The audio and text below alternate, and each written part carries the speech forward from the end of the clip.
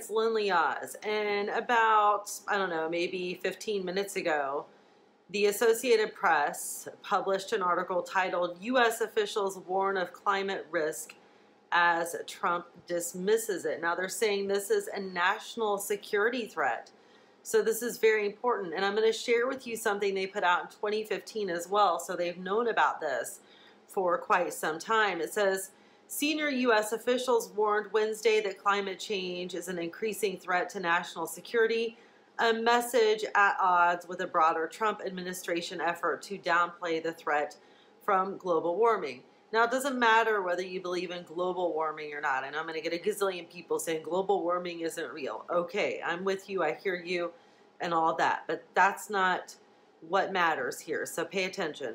Military and intelligence officials outlined a range of long-term threats arising from climate change, including food and water shortages that can produce political turmoil and land disputes, as well as melting ice in the Arctic that Russia and other adversaries could exploit for commercial gain. Climate change effects could undermine important international systems on which the U.S. is critically dependent, such as trade routes, food and energy supplies, the global economy, and domestic stability abroad. Rod Schoonover, a senior State Department analyst focusing on global issues, told members of the House Intelligence Committee. Now he says that most countries, if not all, are already unable to fully respond to the risks posed by climate-linked hazards under present conditions.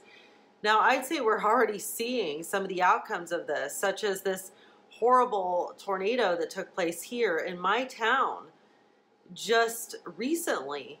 They're still doing cleanup only about 8 minutes down the street from me where it stopped. And I praise God it didn't hit my neighborhood, but it was headed this way.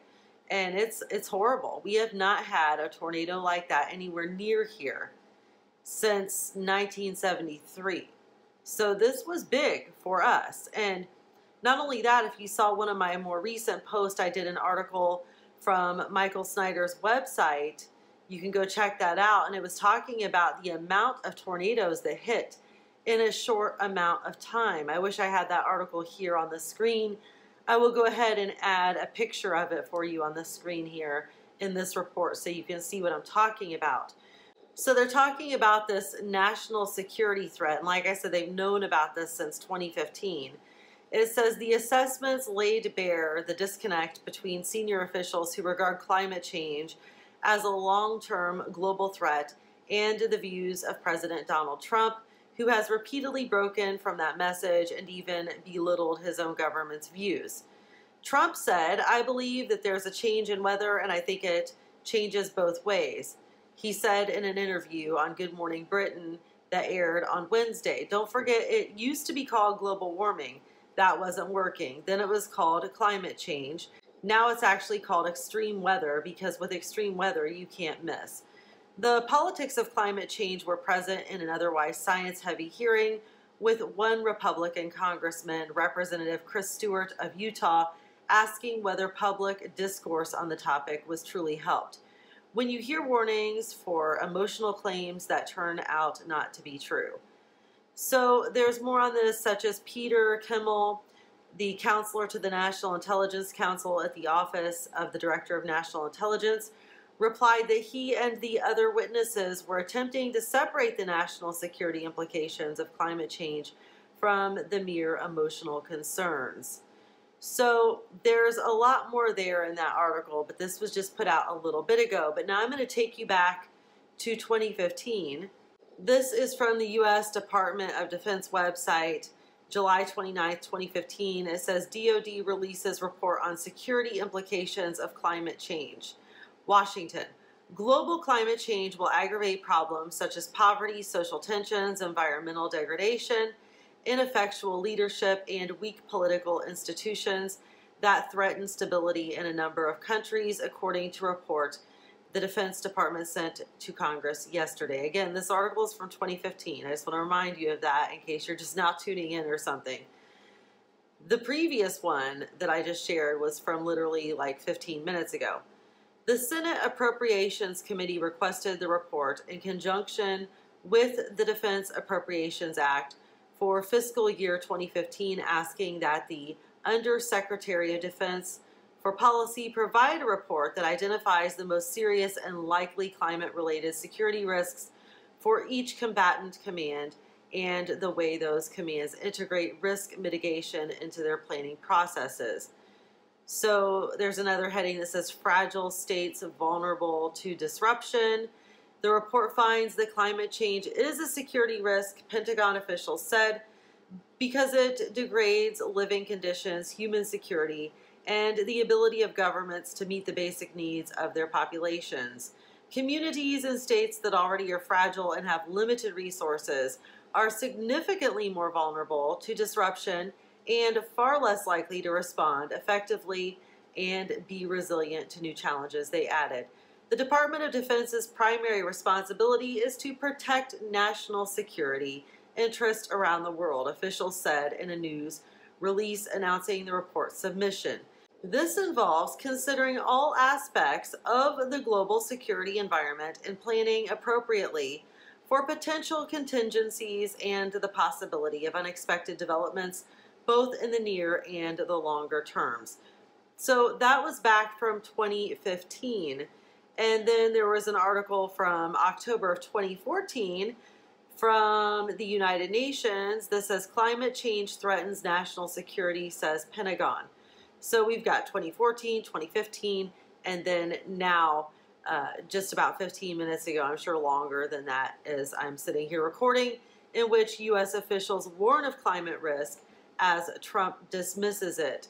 Now, there's another quote from this article. It says, as a result, the Arctic is emerging as a new domain of strategic competition. Kimmel said, Russia, China, and others are dramatically increasing their activities and investments in the region.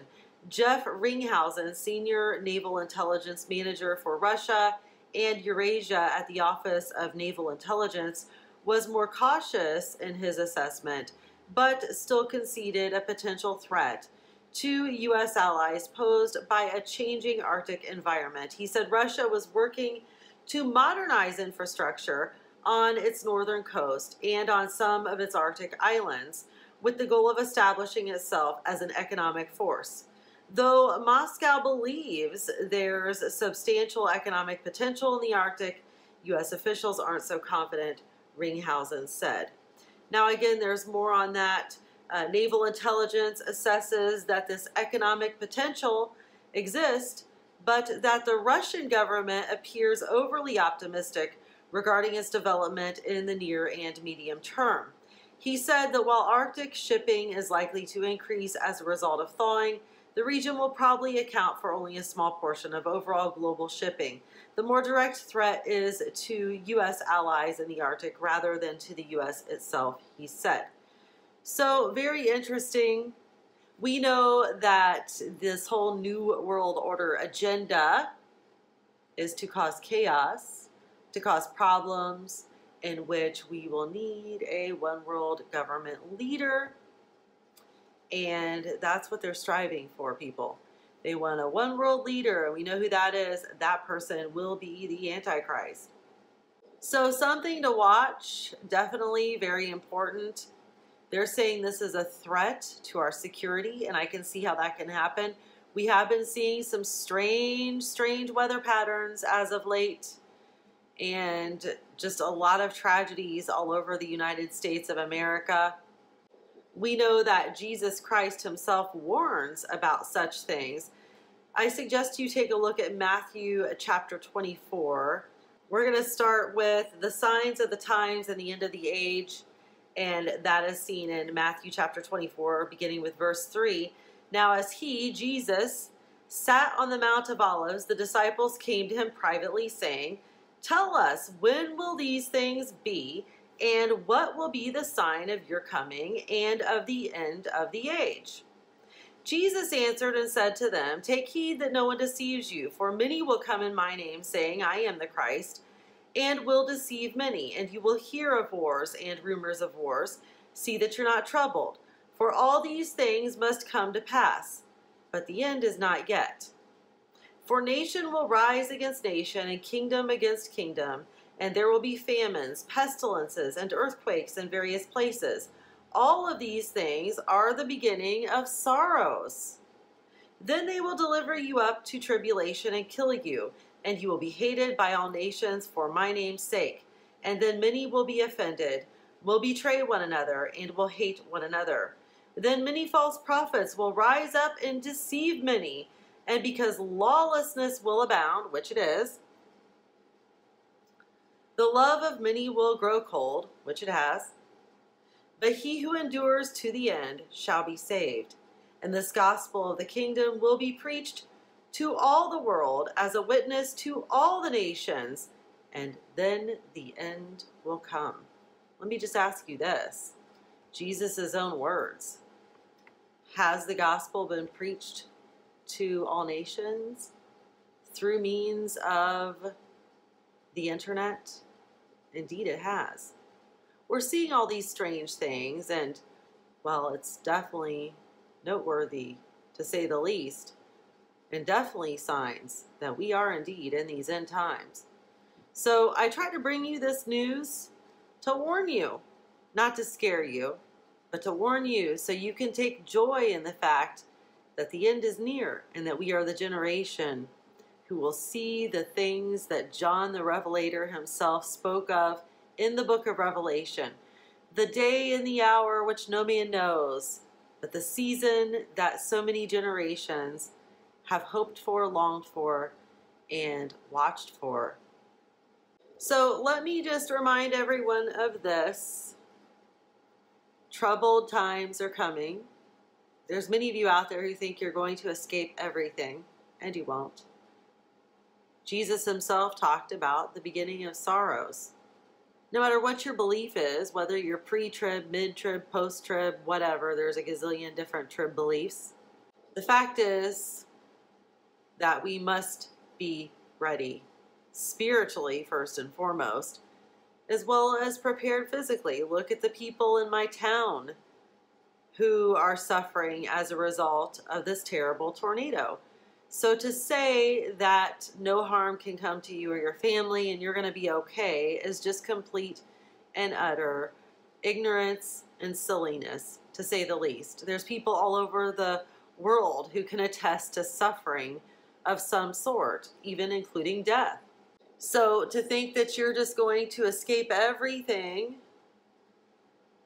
is just not right, because there's many people, including innocent babies, who die via abortion each and every day. So my word to you is, no matter what belief you are, whether you're pre, mid, post, or whatever, like I just said, be ready. Repent. Get right with the Lord. Take these things very seriously. Be prayerful, be watchful, and be hopeful until the end, because the end is near. Thank you so much. God bless all of you. If you feel led or moved to help support the Lindley Oz Ministry, and thank you to all of you who responded so graciously to my previous video where I talked about the problems I'm having with the gifts to this ministry. Thank you so much. God bless you for that. But if you feel led to sow into this ministry to help me to continue bringing you the truth, I do this full time. This is my job. This is what I do. I tell you that because there's people who come and ask, why do I need financial gifts to this ministry? Well, YouTube demonetizes me. They still air ads on my videos, but they do not pay me for it. On some they do, but it's very little. So I'm mostly viewer supported. So I rely on the gifts to this ministry in order to do what I do. So anyways, God bless all of you. If you feel led to give, the information is beneath the video in the video description. I have a PayPal and a P.O. box. I also have a Patreon. All that information is below this video. Thanks so much. God bless all of you. And remember to get right with the Lord, because the time is very close at hand. The day of the Lord is at hand.